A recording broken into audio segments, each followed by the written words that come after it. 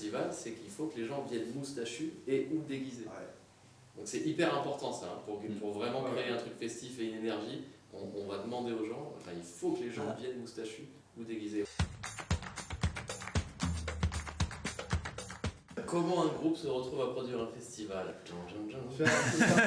C'est un peu un concours de circonstances parce que ça fait 15 ou 16 ans qu'on fait la musique ensemble et on a commencé dans les rues, après on a effectivement on a commencé à jouer dans les festivals, à faire des salles, etc.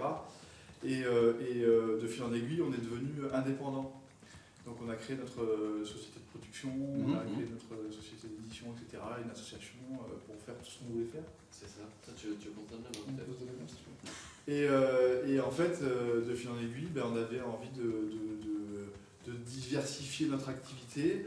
Et en plus de ça, ça fait très longtemps qu'on nous dit, et que même nous on le pense, qu'il manque un festival à Aix, un festival de musique actuelle. Et donc on s'est dit, ça serait une bonne occasion de... Et il a dit Banco. On a dit Banco, on vend la caravane. C'est un peu un hasard aussi ça, je crois il me semble que dans mon souvenir, on jouait dans la rue, c'était au tout début, et je crois que c'était toi. J'ai pas le choix en fait. Toi tu n'as pas le choix, donc Souris s'est fait la moustache. Et en fait, on s'est tous fait la moustache pour rigoler, genre 2 jours après, et en fait, ça a percuté direct les gens. On est allé au bar le soir, on a joué dans la rue. Le soir, on est allé au bar, et en allant au bar, il y a des gens qui passaient en disant c'est les moustaches du Cormirabeau. Et du coup, on s'est dit putain, il se passe un truc. Après, on a plein d'autres fausses histoires qui sont très cool. Là, je crois que c'est une des premières fois qu'on raconte la vraie histoire. C'est assez rare, mais 2024, c'est un nouvel ère. Ouais, il faut passer à autre chose. Et d'ailleurs, pour rebondir là-dessus, l'idée du festival, c'est qu'il faut que les gens viennent moustachus et ou déguisés. Ouais. Donc c'est hyper important ça, hein, pour vraiment créer un truc festif et une énergie. On va demander aux gens, il faut que les gens viennent moustachus ou déguisés. Moustachu, c'est pas uniquement la vraie moustache de poil, on s'en fout quoi. C'est le costume, se pimper le vêtement, la jupe moustache, la perruque, le machin. Ou des fausses moustaches, au crayon. Il faut s'éclater quoi. On va y retourner la prochaine fois. Chaque sortie d'album, on a ce souhait-là de repartir de zéro et faire plaisir. En vérité, on se dit qu'on fait plaisir aux fans, mais c'est à nous, c'est à nous que nous faisons le plus plaisir parce que au bout d'un moment, le festival, les grandes salles, tu rentres un petit peu dans une routine et on a toujours envie de ce qu'on n'a pas. Et c'est vrai que le premier truc qu'on veut faire en sortant de studio, en sortie d'album, c'est retrouver le contact proche, quoi, d'être dans la rue, au contact des gens, sans artifice. Et d'ailleurs, je rebondis sur le festival qui se déroule sur 2 jours, le 13 et le 14.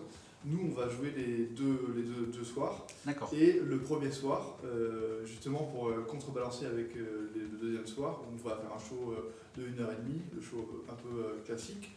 On va faire un show un peu plus court, mais acoustique. Complètement acoustique.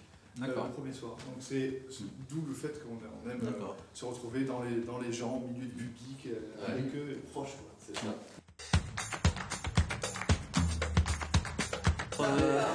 Festival. On a plein d'idées. Ouais, on n'est pas encore là. Mais c'est vrai qu'on reste quand même assez ancré sur Aix-en-Provence. C'est vrai qu'il y a ce rapport de cœur, tu vois, de par l'histoire. Bon après maintenant, on va pas se mentir, la moitié du groupe est marseillais. On vient à Marseille depuis quelques années pour certains, il y en a certains qui sont encore à Aix, mais c'est vrai que pour l'histoire, nous, tout ce qui se passera autour du groupe, ce sera sans doute plus aux alentours d'Aix-en-Provence. Alors sur le morceau Back in Time de Boys and Girls, les sections cuivres de la fin ont été enregistrées par les cuivres, notamment Thomas Fort de Electrodux. D'accord. Et on a une anecdote rigolote. Quand c'était en quelle année? 2011? 2011, c'était le premier concert qu'on faisait avec le label Chinese Van Records. On a été programmé à Florence, en Italie, donc on est trop fiers. On arrive là-bas et on voit sur l'affiche en fait que c'est pas nous, c'est Electro Deluxe. Donc les gars ont pensé avoir programmé Electro Deluxe et c'était nous. Et en fait ça a cartonné, c'était super. C'est génial. On avait le badge Moi j'avais le badge de Thomas Fort, le saxophoniste, c'était trop drôle. C'est sympa. C'était un peu malaisant, mais en fait c'est une drôle d'histoire. C'est arrivé d'autres fois aussi. Ouais. Les gens pensaient venir voir Electro Deluxe. Et en fait c'était une surprise.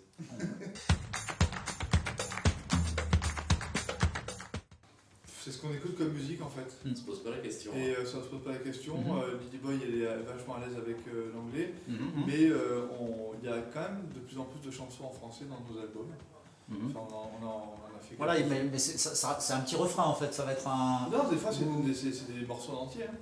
Mais Lily, elle répondrait mieux que tout, mais c'est vrai qu'il y a peut-être un peu une pudeur aussi, et c'est vrai que l'anglais lui permet d'être un peu plus onirique. Elle a un style d'écriture qui est un peu poétique et un peu. Elle écrit bien, elle écrit super bien. Oui, elle a ce réflexe-là d'écriture en anglais, et des fois elle joue l'exercice de le faire en français, mais je crois que c'est un peu moins naturel. Mais bon, on incite à le faire parce que quand elle le fait, c'est vrai que ça nous touche, ça nous touche différemment parce que c'est notre langue maternelle à nous, français. Mais ouais, on se pose pas la question. En tout cas, on essaye de pas se mettre de bride artistiquement parlant. Des fois, dans le passé, on s'est posé la question et on essaye d'aller vers des choses et ça force un petit peu. Et j'ai vu un truc là, j'ai vu un mème sur internet qui disait que art is like fart. If you have to force it, it's probably shit.